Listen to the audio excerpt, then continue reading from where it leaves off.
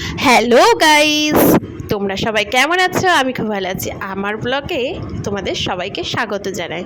ছোট্ট একটা ব্লগ নিয়ে চলে এসেছি। দেখো, আজকে আমি একটা সুস্বাদু খাবার বানাচ্ছি। এই খাবারটা অনেকেই এর সাথে সংযোগ আছে, কারণ দেখো এটা অনেকেই খেতে ভালোবাসে, আর মেলায় গেলে তো আমরা এটা খাবই।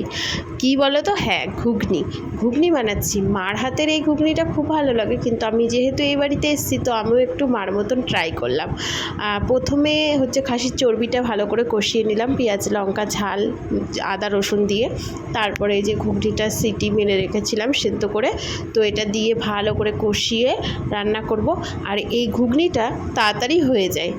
আর আমার হাতের রান্নাটা কেমন হয়েছে বাড়ির সবাই তো বলবে, আর তোমাদের দেখে কেমন লাগছে অবশ্যই কমেন্টে জানিও। আর আমার মা ঘুগনি রান্না করে, খুব সুন্দর হয়। মায়ের মতন কি আর হয়? মায়ের হাতের রান্না আর আমাদের রান্না কি এক করলে হবে?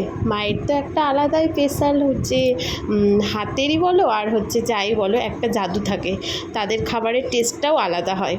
তো দেখো কালারটা দেখে কেমন লাগছে তোমাদেরকে। আর অবশ্যই বাড়িতে কেউ বানালে পরে কেমন করে করো সেটা আমাকে অবশ্যই কমেন্টে জানিও। দেখা হচ্ছে নেক্সট ব্লগে। বাই বাই বন্ধুরা।